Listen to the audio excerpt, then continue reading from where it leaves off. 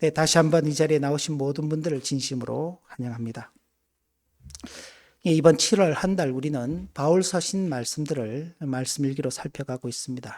그리고 지난 한 주간 동안 데살로니가 전서 말씀들을 쭉 살펴왔습니다. 그래서 오늘은 본문은 데살로니가 전서 1장을 읽었지만 전체 데살로니가의 5장까지 전체 내용 가운데서 말씀을 좀 살펴가게 되기를 원합니다.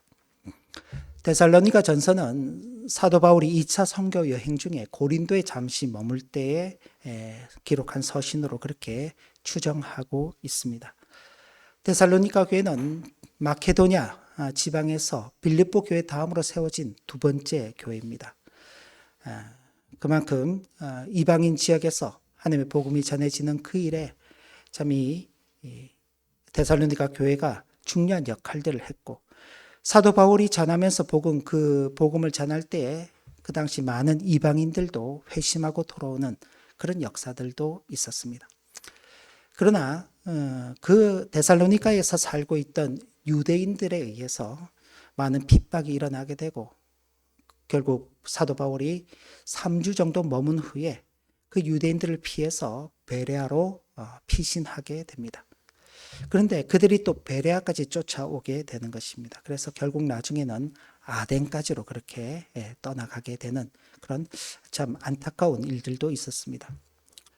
아주 짧은 기간 사도 바울이 머물면서 전한 그 복음의 말씀을 듣고 교회가 이제 세워지게 된 거예요. 근데 예수를 믿는 그 일 때문에 환난과 박해가 이 데살로니가 교회 성도들에게 주어지고 있는 것입니다. 사도 자신은 그 환난과 박해를 피해서 떠나왔는데 그 성도들은 남아 있어야 되잖아요. 그들이 염려가 되는 겁니다. 그래서 여러 번 데살로니가로 다시 돌아가려고 했으나 번번이 무산이 되었고, 결국 자기 대신 제자 디모데를 데살로니가로 보내게 되는 것입니다.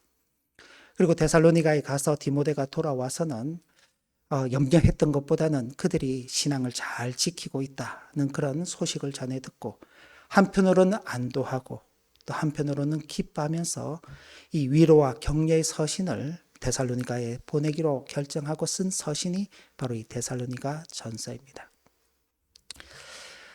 그러면 이 데살로니가 교회 성도들 아주 짧은 3주간의 그 복음 전도를 통해서 회심을 하게 되고 믿음을 받아들이고, 환난 중에서도 신앙을 잃어버리지 않고 참 믿음을 지키면서 살아가고 있는데, 참 그 모습에 대해서 사도가 몇 가지로 칭찬을 하고 있어요. 먼저 오늘 우리가 읽은 본문 가운데 보시면 우리와 주를 본받는 자가 되었다. 참 얼마나 그 말씀이 그들에게 참 깊이 있게 자리를 잡았으면 그 짧게 전하는 그 말씀을 듣고 우리와 주를 본받는 자가 되었다, 그렇게 칭찬하는 것입니다. 뿐만 아니라 그 마케도냐 그 전 지방 그리고 아가야에 이르기까지 모든 믿는 자의 본이 되었다. 쉽게 이야기하면 예수를 믿는다? 그러면은 저 데살로니가 교회 성도들처럼 믿어야 돼, 이렇게 표현할 수 있는 겁니다. 그죠? 뭐 우리로 치면 예수를 믿으려면 저기 오스나브룩 하나교회 성도들처럼 믿으면 돼. 대단한 칭찬이죠. 뭐 그렇게 말하고 싶은데 우리 교회가 그 정도 수준은 아직 안 되는 것 같습니다. 그러나 하나님의 은혜 가운데 그런 수준으로 우리가 자라가야 되겠죠. 그리고 각처에 퍼진 그 믿음의 그 소문에 대해서 더 이상 할 말이 없을 정도다라고 그렇게 칭찬하는 겁니다. 그럼 도대체 이 데살로니가 성도들은 어떻게 해서 그 짧은 기간 복음을 전해 듣고, 복음을 전해 들었는데 우리는 뭐 형편이 나아지는 게 아니죠. 형편은 더 이전보다 어려워졌습니다. 환난과 박해가 있죠. 그럼에도 그들이 흔들리지 않고 믿음을 지킬 수 있는 그 토대가 어디 있는가 하는 것입니다. 사도 바울은 바로 이렇게 말씀하고 있습니다. 4절 말씀을 보시면 하나님의 사랑하심을 받은 형제들아 너희를 택하심을 아노라 라고 했습니다. 우리의 구원은 하나님의 주권적인 택하심에 근거하고 있다는 것입니다. 데살로니가 성도들이 복음을 믿고 환난 중에서도 기쁨으로 주를 본받는 자가 될 수 있었던 근본적 이유는 그들이 뭐 대단해서가 아닙니다. 그들의 의지, 그들의 노력이 위대해서가 아니라 창세전에 그들을 사랑하신 하나님의 그 선택하시는 은혜 때문인 것입니다. 복음이 그들에게 사실은 말로 전해지는 것이죠. 예수 그리스도를 믿으십시오. 예수님은 우리의 죄를 대속해 주시는 분이십니다. 그가 우리를 위해서 십자가에 못 박히셨습니다. 예수를 믿는 자에게는 구원이 있습니다. 복음은 말로 전해지는 것입니다. 과거 우리나라에서 처음 이제 복음이 막 전해질 때, 그때 예수 천당 그러면은 사람들이 그 말씀을 듣고 믿는 거예요. 예수 천당 그 한마디. 그 말 속에 능력이 있기 때문에 그런 것입니다. 어떤 능력인가요? 그 말씀 속에 자신을 돌아보게 하시고 자신의 그 죄를 회개하게 하시고 자신의 그 비참함을 깨닫게 하시고 자신의 구원은 오직 하나님의 은혜가 아니면 이룰 수 없다는 것을 느끼게 하는 그 능력이 주어지는 것입니다. 성령 하나님께서 그 말씀을 들을 때 깨닫게 하시는 것입니다. 그래서 능력과 성령의 큰 확신으로 함께 전해졌다. 그렇게 말씀하는 것이죠. 바로 하나님께서 택하신 백성들에게 그 은혜가 임하는 것입니다. 바로 우리의 구원의 근거가 여기 있기 때문에 우리의 연약함이라든지 세상의 어떤 위협도 이 기초를 흔들 수 없는 것입니다.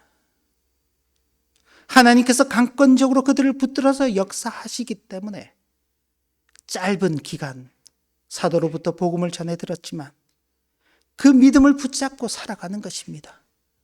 그 믿음으로 살아가는 그 현실이 대단히 어렵고 힘들지만은 그들은 기쁨으로 살아가는 것입니다.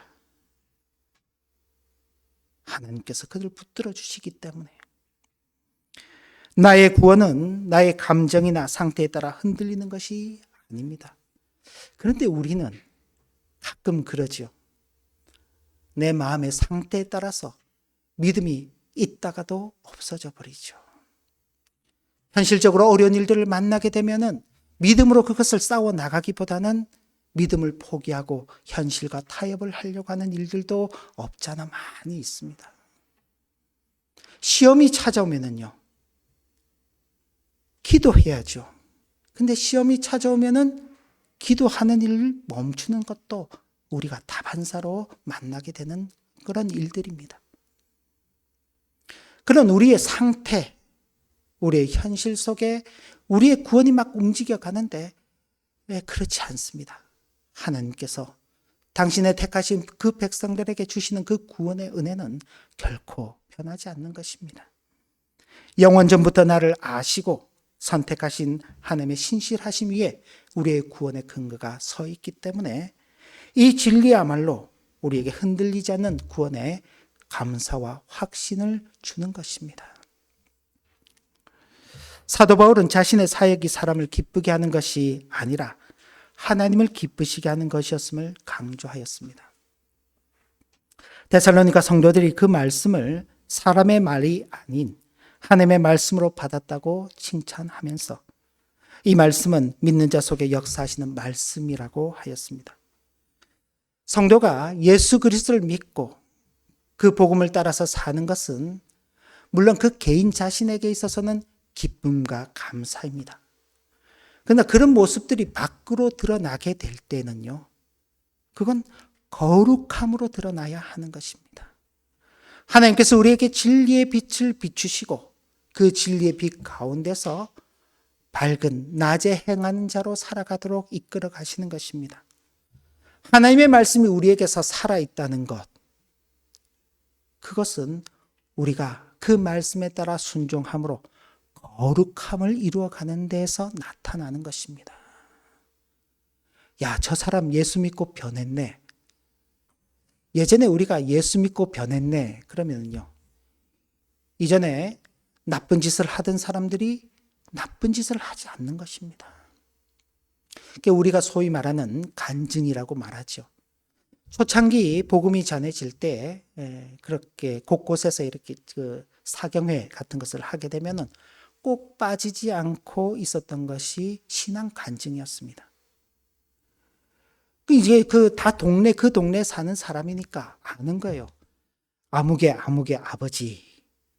야, 저 사람 얼마 전까지만 해도 그냥 술 고래에 술만 먹었다 그러면은 온 동네에서 이렇게 감당할 수 있는 사람이 없었는데 어느 날 예수를 믿고 난 다음 사람이 변한 거예요. 겉모습이 깔끔해지고 주변 사람들에게 칭찬받고 친절하고 주변 사람들은 칭찬하고 자기 일을 근면하게 해나가는 것입니다. 야, 정말 저 사람 예수 믿는구나. 그렇게 자신의 과거와 자신의 현재가 바뀌어가는 그 모습들이 성도들에게 덕을 끼치었던 것입니다. 근데 오늘날은요, 사실 그런 모습들을 교회 안에서 찾아보기가 어려운 경우들도 참 많이 있습니다. 그냥 예수는 어떤 형식적으로 믿는, 신앙은 그저 주일날 교회 가서 예배하는 것으로만 전부라고 생각하는, 그러나 그렇지 않습니다. 하나님께서 우리를 택하시고 우리를 하나님의 그 구원의 은혜 가운데 굳게 붙들어 주시는 이유는 우리로 하여금 이 땅 가운데서 거룩한 하나님의 백성으로 살아가도록 하심에 있는 것입니다. 그래서 사도는 이렇게 말씀하고 있습니다. 데살로니가 전서 4장 3절 교환에 같이 기록되어 있습니다. 같이 한번 읽어보겠습니다. 하나님의 뜻은 이것이니 너희의 거룩함이라. 앞서서 사도가 사랑하는 형제들아, 하나님의 택하심 가운데 너희가 있는 줄 안다. 그런데 그렇게 택하신 하나님의 뜻이 무엇인 줄 아니? 너희의 거룩함에 있다라고 그렇게 말씀하는 것입니다. 거룩함의 구체적인 내용은 음란을 버리고 거룩함과 존귀함으로 자기를 지키는 것입니다. 이건 대표적으로 그 시대의 정신을 거스르는 것입니다. 당시 데살로니가는 이방 사회였습니다. 이방 사회였기 때문에 어떤 도덕적인 그런 성적 정결함이라는 것이 이게 없던 그런 시대였습니다. 그 당시 헬라인들은 정상적인 그런 부부 관계만으로는 만족하지 못하고 비정상적인 그런 관계들을 많이 맺으며 그게 굉장히 자연스럽고 일상적인 일들이었습니다. 그런 속에서 데살로니가 성도들이 살아갈 때 그 세상의 미혹들이 있잖아요. 모두가 다 그렇게 살아가는데 자신들은 그렇게 살지 않으려면요.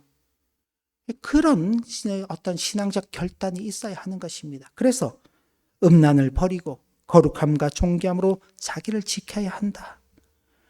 그럼 그렇게 자기를 지키는 일로만 끝이냐? 그렇지 않습니다. 공동체 안에서 형제 사랑으로 나타나야 하는 것입니다. 이런 이유로 사도는 성도들이 서로 사랑 안에서 성장하여 주 예수께서 그의 모든 성도와 함께 강림하실 때에 하나님 우리 아버지 앞에서 거룩함에 흠이 없게 하시기를 이라며 간절히 기도했던 것입니다. 그런 어떤 자기 결단 그리고 형제 사랑이라는 것이 우리 스스로의 힘으로는 되지 않기 때문에 우리 주님께서 오시는 그날에 흠이 없는 자로 존재하도록 하기 위해서 하나님께서 지켜주시기를 또한 간구하는 것입니다. 이 거룩함은 결코 우리 각 개인의 경건 훈련에만 머무는 것은 아닙니다. 서로 화목하고 약한 자를 붙들어주며 서로를 격려하고 항상 기뻐하며 쉬지 말고 기도하며 범사에 감사하는 삶은 이 모든 것들이 다 교회라는 유기적인 공동체 안에서 이루어지는 거룩함의 모습인 것입니다. 그 교회 성도들이 참 믿음이 좋다. 거기 예배 시간에 많이 모인다. 그것만으로는 그 교회 성도들이 믿음이 좋다라고 표현하기가 어렵습니다. 주일날 예배 시간에 모여서 하는 우리의 신앙의 행위는 겨우 1시간입니다. 1시간. 나머지는요. 각자의 삶의 자리에서 이루어져 가는 것입니다. 각 가정이 좋은 믿음의 가정으로 세워져야 하는 것입니다. 각 가정에서 나누는 대화가 신앙 중심적인 대화들이 되어야 하는 것입니다.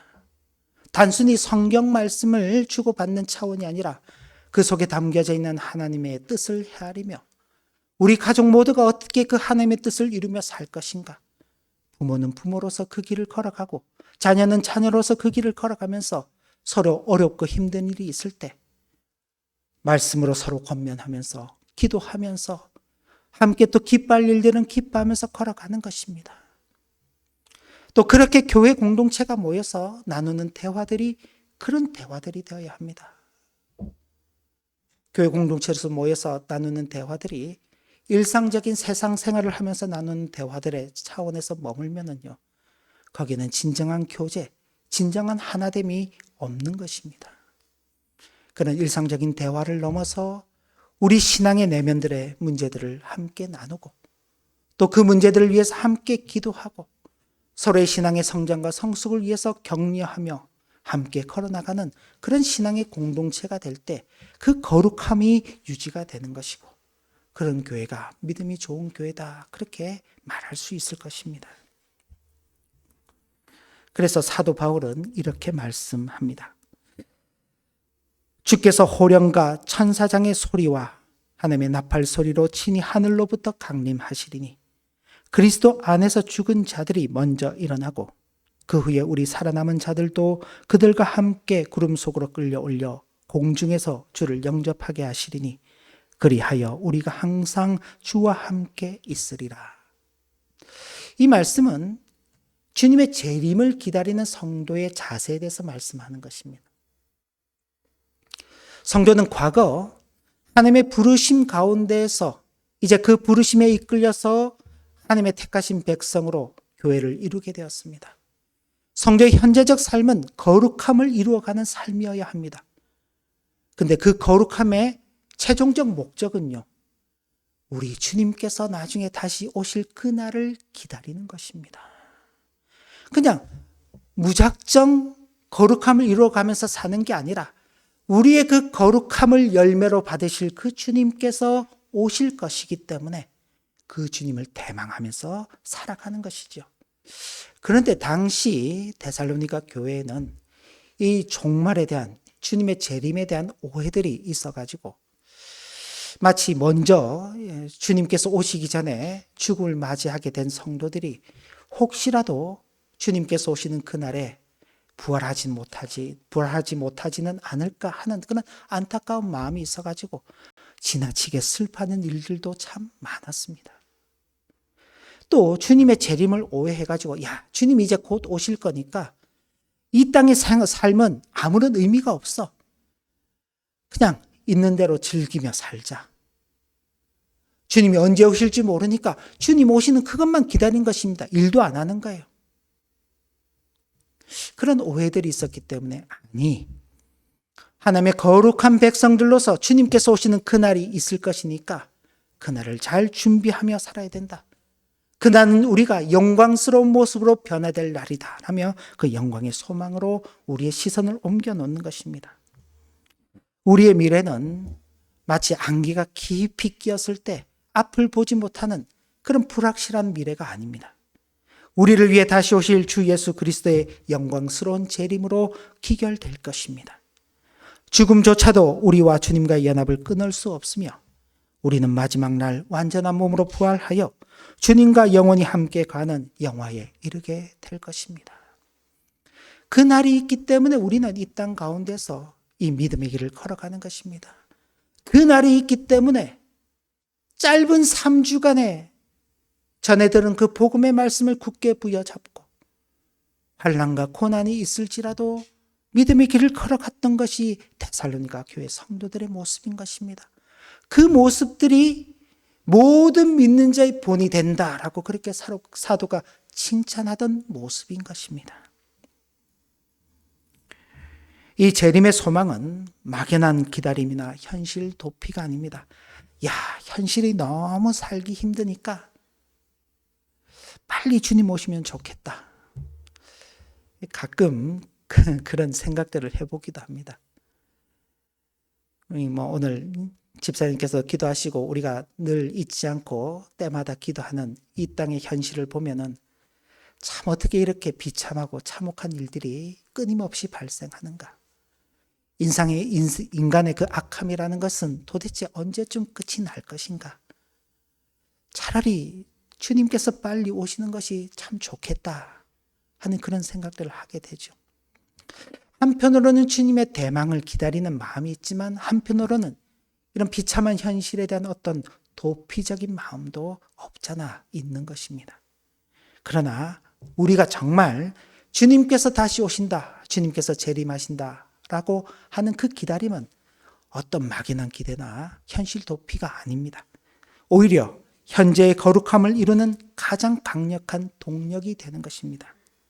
주의 날이 밤에 도둑같이 이룰 줄 알기 때문에 언제 임할지 모르는 거예요.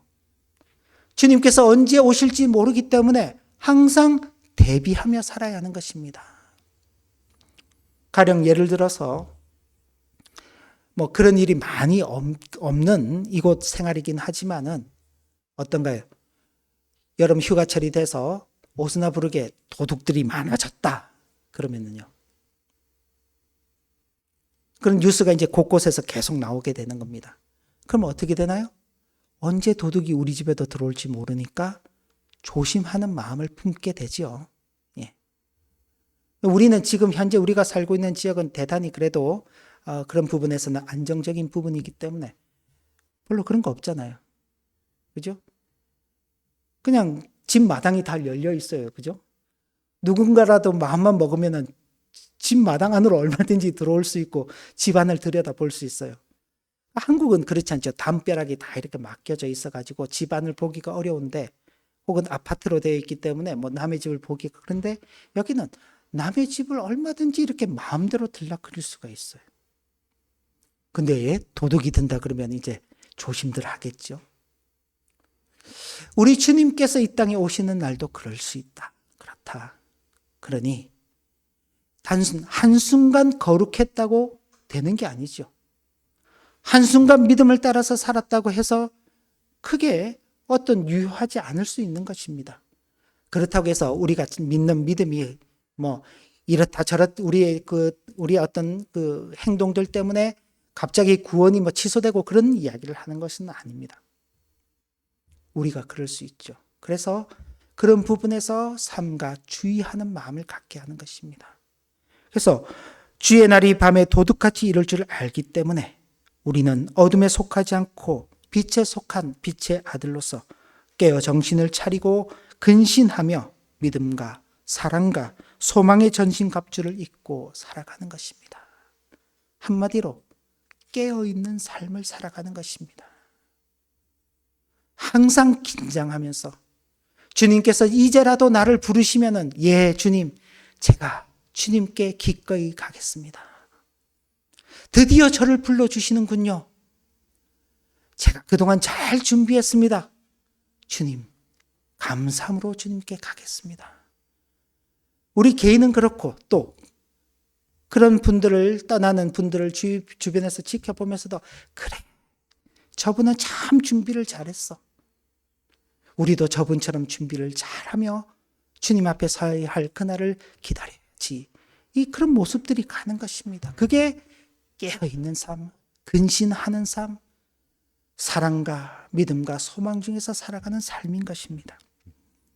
우리의 영광스러운 미래에 대한 확신이 있기 때문에 우리는 현재 고난을 인내하며 거룩한 삶을 살아갈 힘을 얻게 되는 것입니다. 데살로니가 교회 성도들이 그 믿음의 말씀을 가지고 살 수 있었던 것은 하나님의 택하심 속에서 그들의 현재 삶을 거룩함을 이루어가는데 전력해 가면서 살았고 그리고 장차 다시 오실 그 주님을 소망하며 살아갔기 때문에 그들에게 참 성경의 어떤 곳에도 표현되지 않은 모든 믿는 자의 본이 되는 교회라는 그 칭찬이 주어진 것입니다. 우리의 과거는 하나님의 주권적인 택하심 위에 굳건히 서 있고 우리의 현재는 하나님의 말씀과 성령의 능력 안에서 이루어가는 성화의 과정 속에 있으며 우리의 미래는 주님의 재림과 함께 완성될 영화의 영광스러운 소망을 향해 있음을 분명히 확신해야 하겠습니다. 우리에게 있어서는요. 과거, 현재, 미래가 다 따로 있어요. 그죠? 과거, 현재, 미래가 따로 있어서 이게 서로 분리되어서 역사하고 있는 것 같지만 우리에게 과거와 현재와 미래를 적용하시는 하나님께는 이게 동시적으로 역사하시는 것입니다. 하나님은 우리의 과거, 현재, 미래를 같이 보시면서 우리를 다루어 가시는 거예요. 그러니 우리의 과거가 어떠했든지 혹은 우리의 현재가 어떠하든지 우리의 미래가 어떠할 것인지 우리에게 달려있는 게 아니라 우리를 택하시고 이끌어 가시는 하나님의 그 주권적인 능력 아래에 달려있다는 그 사실을 분명히 믿으면서 우리로서는 다만 그 부르심 가운데에서 하나님 앞에서 신실하게 살아가는 그 책임과 사명을 잘 감당해야 할 것입니다. 이 모든 일을 이루시고 그 영광의 날까지 우리를 온전히 흠없게 보존하실 살아계시고 참되신 하나님께 찬양과 영광과 존귀를 돌려드리는 우리 하나교회 모든 지체들 또 이 자리에 함께 하신 모든 분들 되시기를 주님의 이름으로 기원합니다. 하나님 아버지, 주신 교훈의 말씀을 마음에 새기며 하나님 앞에서 받은 바 은혜를 따라 신실하게 살아가는 우리 모두가 되게 하여 주옵소서. 예수님 이름으로 기도 올리옵나이다. 아멘.